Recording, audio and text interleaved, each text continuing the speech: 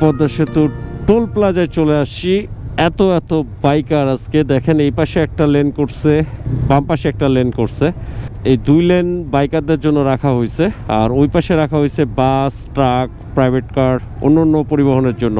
এক সময় এই পোস্তগোলা ব্রিজে টোল নিয়ে এক ধরনের বিশাল একটা চাঁদাবাজি হইতো। ফাইনালি মাননীয় প্রধানমন্ত্রী শেখ হাসিনার নির্দেশে এই পোস্তগোলা ব্রিজের এই টোলটা সম্পূর্ণ উঠাই দেওয়া হয়েছে।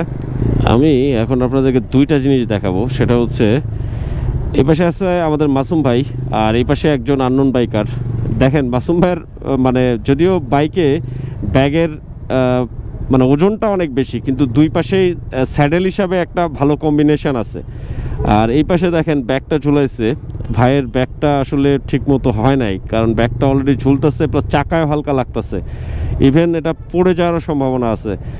সো আমি ভিডিওর মাধ্যমে বলতে চাই, ঈদ যাত্রায় হোক আর যে কোনো ট্যুরে হোক, অবশ্যই আপনার ওই যে হিন্দিতে বলে না সামান, যদিও আমি হিন্দি ভালো জানি না, তো এই সামান সবসময়ের জন্য একটু ভালোভাবে আসলে প্যাক করা উচিত, কারণ এটার কারণে অনেক সময় দুর্ঘটনা হয়।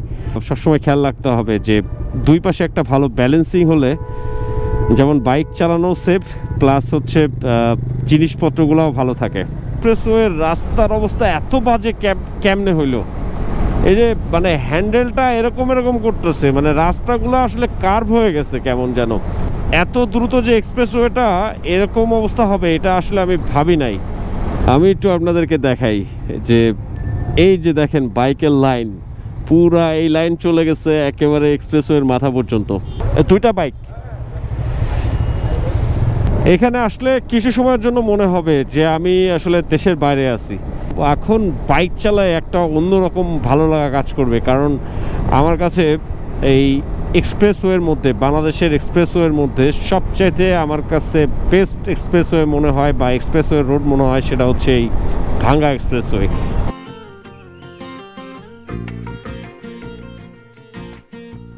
সামনে হলো কালনা সেতু। ফর দ্য ফার্স্ট টাইম আমি উঠতে যাচ্ছি আর কি কালনা সেতুতে। আচ্ছা, এখানে লেখা আছে কালনা সেতু টোল 10 টাকা। বাইকটা এখানে রাখাটাও আসলে কতটা ঠিক হবে জানি না, সেতুর ওপরে।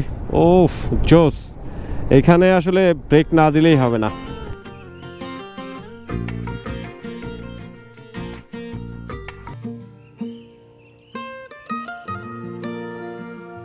Assalamu alaikum and hey everyone, this is Hasib and welcome to my YouTube channel and Facebook page পথ চলা বাইকার। কেমন আছেন সবাই? আশা করি ভালো আছেন, সুস্থ আছেন। নতুন একটা ভিডিওতে সবাইকে ওয়েলকাম। সময় এখন ভোর 5:30। এই মুহূর্তে আমি আছি ঢাকা ইউনিভার্সিটিতে। অলরেডি ভিডিওর থাম্বনেইল এবং ইন্ট্রো দেখে হয়তো বুঝতে পারছেন যে আজকে কোথায় যাচ্ছি। আজকে যাচ্ছি সাতক্ষীরা। ঢাকা থেকে অলমোস্ট প্রায় 300 কিলোমিটার পাড়ি দিয়ে আমি যাচ্ছি সাতক্ষীরা, এবং সাতক্ষীরা হচ্ছে আমার জন্মস্থান। প্রতিবার যেটা হয়, সবসময় আমি ঈদে বাড়ি গেলে রাত 2টা বা 3টা অথবা 3টা বা 4টার দিকে বা ভোরের দিকে আমি রওনা হই। তবে আজকে অনেক লেট হয়ে গেছে।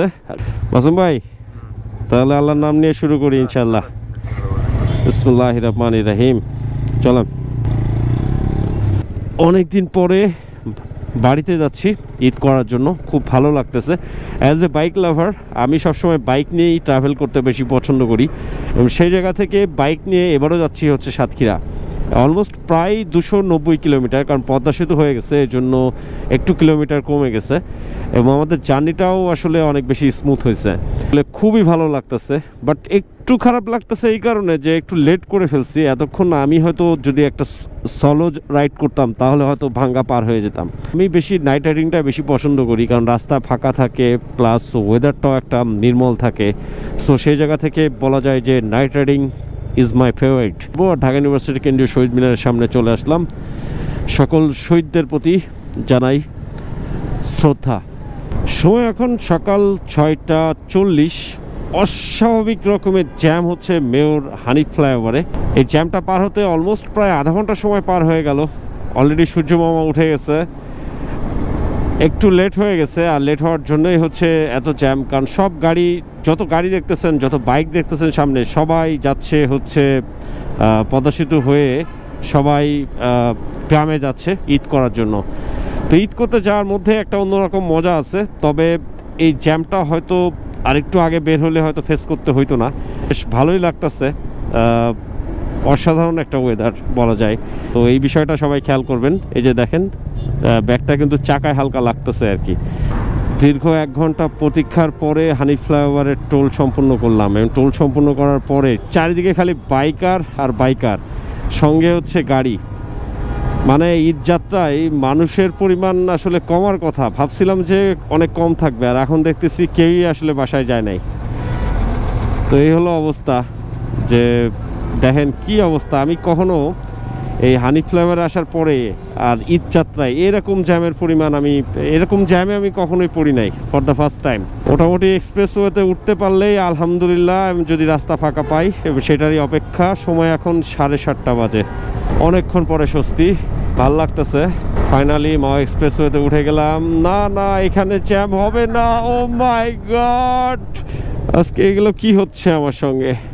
যাই হোক, ক্যামেরাটা বন্ধ করে দিলাম ভাই, অনেক আগে বন্ধ করে দেয়। ফাইনালি চলে আসলাম পোস্তগোলা ব্রিজ। এক সময় এই পোস্তগোলা ব্রিজে টোল নিয়ে এক ধরনের বিশাল একটা চাঁদাবাজি হইতো। তো ফাইনালি মাননীয় প্রধানমন্ত্রী শেখ হাসিনার নির্দেশে এই পোস্তগোলা ব্রিজের এই টোলটা সম্পূর্ণ উঠাই দেওয়া হয়েছে। তো যাই হোক, এই জন্য খুব ভালো লাগতেছে। এটার জন্য এক্সট্রা একটা জ্যাম এখানে ফেস করতে হইতো, খুবই ভালো। এখন আর পোস্তগোলা ব্রিজে কোনো ধরনের কোনো টোল দেওয়া লাগে না। 7:30 বেজে গেছে, সূর্য মামা ও জোস লাগতেছে। এই পোস্তগোলা ব্রিজটা পার হওয়ার পরেই কিন্তু আসলে মূলত মূল যে এক্সপ্রেসওয়ে যেটাকে বলা হয় ঢাকা মাও এক্সপ্রেসওয়ে, সেটা শুরু হবে। তো আশা করা যায় এক্সপ্রেসওয়েতে উঠলে কিছুটা জ্যাম, এখন আর জ্যাম থাকবে না, আর জ্যাম থাকবে একেবারে সামনে টোল প্লাজা পর্যন্ত। ঢাকা মাও এক্সপ্রেসওয়েতে উঠে গেলাম। সময় এখন সকাল 7:40। এক্সপ্রেসওয়েতে আসার পরে এই যে দেখেন গাড়িগুলা কি করতেছে, হর্ন টন দিয়া মানে পুরা ফাড়ায় লাইতেছে। নড়াইল এক্সপ্রেস একেবারে নর্মাল একটা স্পিডে বাইক রাইড করতেছি। নর্মালি আমি যখন রাতের বেলা এক্সপ্রেসওয়েতে রাইড করি মোটামুটি 90-95 এরকমই স্পিড থাকে, কারণ রাস্তা পুরাই খালি থাকে। কিন্তু আজকে এত পরিমাণ মানে গাড়ি প্লাস প্রাইভেট কার, বাইকের স্পিড অনলি 70 থেকে 80-র মধ্যে রাখছি। এর চাইতে বেশিও বাড়াতে পারতেছি না, আবার হচ্ছে নিচেও নামাতে পারতেছি না, কারণ হচ্ছে একটু পরপরই পিছন দিক দিয়ে বড় বড় পরিবহনের বাস এসে একটা দুটো বাউলি দিয়ে হর্ন টন দিয়ে, প্রাইভেট কার এসে শাট করে বাম পাশ দিয়ে এসে চাপ দিয়ে তারপরে চলে যায়। খুলনা এখান থেকে 149 কিলোমিটার, বরিশাল হচ্ছে 138, ফরিদপুর হলো 75 কিলোমিটার। আমাদেরকে এখন যেতে হবে পদ্মা সেতুতে, উঠতে হবে। পদ্মা সেতুর একেবারে কাছাকাছি চলে আসছি। বাইকের এভারেজ স্পিড হচ্ছে 85 থেকে 90। এখন একটু ফাঁকা রাস্তা পাইছি, তো মোটামুটি একটু বাইকের স্পিড রাখছি। মানে হ্যান্ডেলটা এরকম করতেছে, মানে রাস্তাগুলো আসলে কার্ভ হয়ে গেছে কেমন যেন। এত দ্রুত যে এক্সপ্রেসওয়েটা এরকম অবস্থা হবে এটা আসলে আমি ভাবি নাই। এটা যে শুধু আমি ফেস করতেছি বিষয়টা এমন না, আমার পিছনে মাসুম ভাই আছে, উনিও কিন্তু এই সেম জিনিসটা ফেস করতেছে, যে রাস্তার যে স্মুথনেস সেটা টোটালি চলে গেছে। একটাই মনে হয় বাইকের জন্য, কারণ বাইকের লেনই তো আলাদা। স্টার্ট বন্ধ করে দেই, গাড়ি গরম হইতেছে।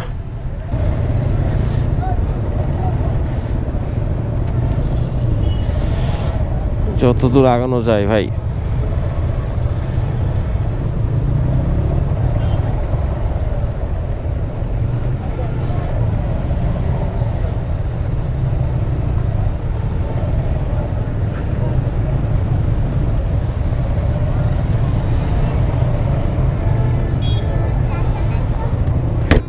ভাই রে ভাই, কি একটা অবস্থা।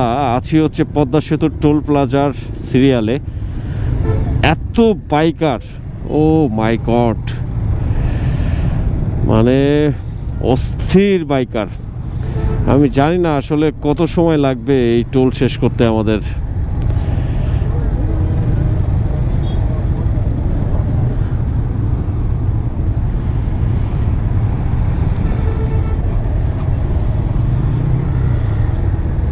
পদ্মা সেতুর টোল প্লাজায় আছি, এবং বাইকারদের জন্য টোল রাখা হয়েছে এখন পর্যন্ত 100 টাকা। এখনও পদ্মা সেতু যেদিন থেকে চালু হয় সেদিন থেকে 100 টাকা ছিল, এখনও 100 টাকা আছে, কম বেশি এখনও হয়নি। অনেক বাইক, আসলে এত বাইক যে টোল প্লাজা একটু সময় লাগতেছে টোল সম্পন্ন করতে, কারণ 100, 200, 300 বাইক হলে একটা ব্যাপার ছিল, এখন যেটা হয়েছে একেবারে ঈদের 2 দিন আগে হওয়ার কারণে হাজার হাজার বাইক, এই জন্য অনেক সময় লেগে যাচ্ছে। অলমোস্ট প্রায় 15 মিনিটের মতো হয়ে গেছে টোল প্লাজা আছি। এই পাশে মিডিয়া কাভারেজ চলতেছে, কিছুক্ষণ আগে ড্রোনও উঠছে। ওরে চারিদিক দিয়ে আমারে গোতা দিতেছে। আমরা যারা বাইকার, আসলে এটা সত্য, আমি স্বীকার করি নিজেও, আমরা যারা বাইকার আমাদের ধৈর্য একটু কম। কারণ আসলে আমরা বাইক কেনার পর থেকেই আমরা এত বেশি সুবিধা পেয়ে যাই যে বাইকারদের আসলে ধৈর্য একটু কম। আচ্ছা ভাই, আমি পিছে পড়ে গেছি সিগনালে।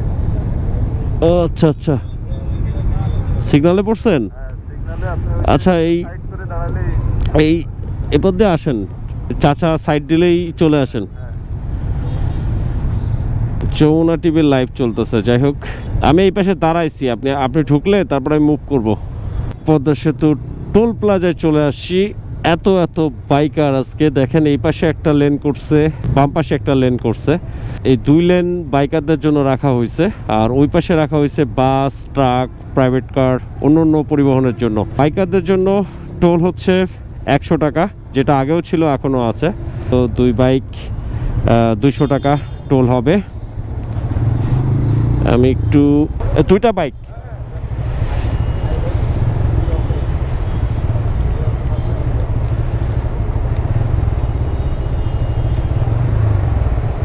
ওকে। সময় এখন 8:30। আমরা এই মুহূর্তে আসছি হচ্ছে পদ্মা সেতুর মা প্রান্ত, আর ওই পাশে হলো জাজিরা প্রান্ত। এই যে এখান থেকে মূলত হচ্ছে কিন্তু সেতুটা শুরু। আমি যেখান থেকে উঠলাম, চোস লাগতেছে, চোস, অসাধারণ। এখানে আসলে কিছু সময়ের জন্য মনে হবে যে আমি আসলে দেশের বাইরে আছি। তো যাই হোক, এটা কিন্তু আসলে বিদেশ না, এটা হচ্ছে বাংলাদেশ, এবং বাংলাদেশের পদ্মা সেতুতে আছি, যেটা বাংলাদেশের সবচাইতে বড় অ্যাচিভমেন্ট হচ্ছে এই পদ্মা সেতু। আর এই মুহূর্তে আমি সেই পদ্মা সেতুতে আছি। বাইকের স্পিড আসলে 60, কিন্তু এতটাই হাইপার স্মুথ, এই 62, 63 উঠে যাচ্ছে। সো এটা নিয়ে আসলে কেউ কিছু মনে করবেন না, কিন্তু এখানে আমি গাড়ি 120, 30 স্পিডে চলে যায়। সামনের গাড়িটা নিয়ম মেনে চলতেছে, কারণ এখন ঈদের সময় পদ্মা সেতুতে কিন্তু স্পিড গান বসানো হয়েছে। সো যারা পদ্মা সেতুতে উঠবেন অবশ্যই সচেতন থাকবেন, কারণ একটু পরপরই কিন্তু পুলিশ প্লাস রক্ষণাবেক্ষণ কর্মীরা থাকে। পুলিশ কিন্তু স্পিড গান নিয়ে পদ্মা সেতুতে বসে থাকে, তো মামলা খাওয়ার একটা পসিবিলিটি আছে কিন্তু। সো সেই জায়গা থেকে আমি বলবো যে পদ্মা সেতুতে 60-এর বেশি কেউ উঠাবেন না। আমি জানি না আসলে ক্যামেরাতে কতটুকু দেখা যাচ্ছে, নদীর পানি শুকায় গেছে। ও একটু ভাইজারটা উঠাই দেই। দারুণ দারুণ, পদ্মা সেতু শেষ, আর এই পাশের দৃশ্যটা এক কথায় জাস্ট জোস লাগতেছে। আর এটা হলো সার্ভিস লেন। সামনে থেকে আমরা এখন উঠে যাব হচ্ছে ভাঙ্গা এক্সপ্রেসওয়েতে উঠে যাচ্ছি। অলরেডি আমার গুগল ম্যাপও বলে দিল যে আমরা উঠে গেলাম ভাঙ্গা এক্সপ্রেসওয়ে।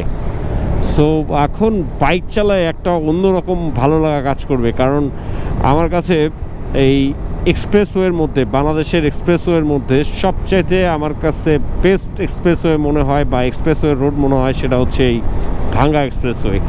ভাঙ্গা এক্সপ্রেসওয়েতে আছি এখন। আস্তে আস্তে বাইকের একটু স্পিড বাড়াবো, মোটামুটি 80 থেকে 90 হবে, 90 থেকে 100 হবে যদি ফাঁকা রাস্তা পাই।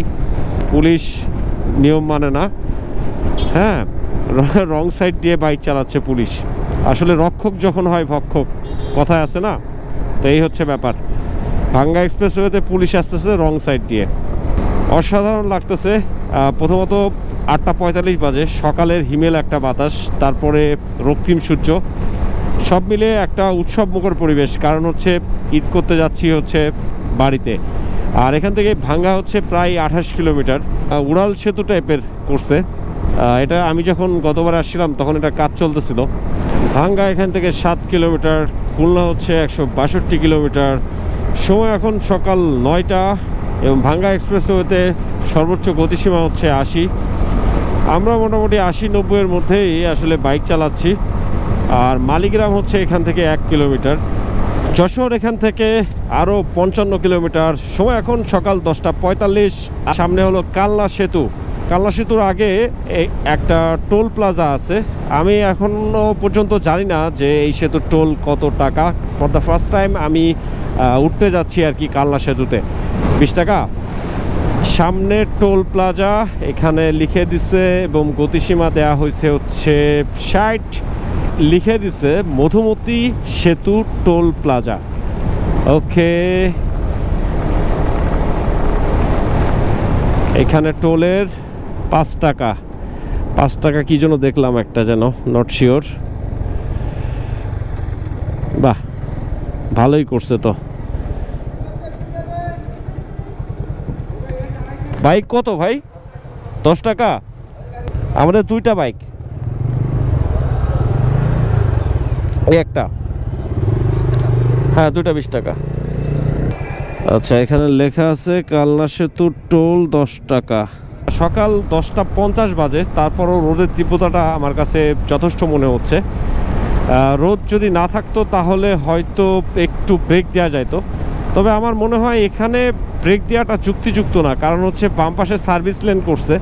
যদি ব্রেক দিতেই হয় তাহলে সার্ভিস লেনে ঢোকা উচিত ছিল। আবার বাইকটা এখানে রাখাটাও আসলে কতটা ঠিক হবে জানি না, সেতুর ওপরে। ওফ, জোস! এখানে আসলে ব্রেক না দিলেই হবে না। Super super. একটা ড্রোন শট দিয়ে দেই। তবে এখানে বাইক রাখাটা মনে হয় না খুব বেশি যুক্তিযুক্ত।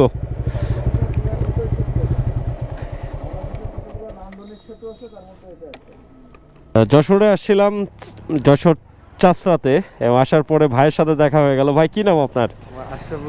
আশরাফুল ভাই, কেমন আছেন আশরাফুল ভাই? খুবই ভালো। আচ্ছা আচ্ছা, পদ্মার এই পারে দাঁড়ালে সবাই মনে করবে যে রোজা নাই বলে দাঁড়াইছি, আসলে বিশ্রাম নেওয়ার জন্যই দাঁড়াইছি আর কি। তো যাই হোক, ভাইয়ের সাথে দেখা হয়ে খুব ভালো লাগলো। ঠিক আছে ভাই, দেখা হবে ইনশাল্লাহ, দোয়া রাখবেন। ঈদের পরে দাওয়াত থাকবে ইনশাল্লাহ ইনশাল্লাহ, ভালো থাকবেন। আসসালামু আলাইকুম। এখন আছি হচ্ছে চাষরা সদর, যশোর। যশোর চাষরা থেকে এখন আমাদের উদ্দেশ্য বা গন্তব্য হচ্ছে সাতক্ষীরা। এখান থেকে যশোর চাষরা থেকে সাতক্ষীরা অলমোস্ট প্রায় 65 কিলোমিটার, খুব সম্ভবত 180 কিলোমিটার বা 75 কিলোমিটারের মতো রাইড করা হয়ে গেছে।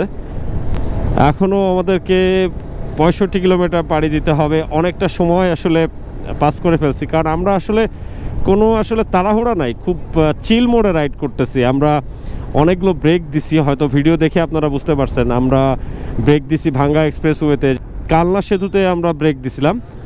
কলকাতা যদি যান তাহলে 118 কিলোমিটার, সারসা যদি যান 28 কিলোমিটার, নাভারণ যদি যান 23 কিলোমিটার। এই রাস্তাটা কিন্তু বেনাপোল বর্ডারে যাওয়া যাবে খুব ইজিলি।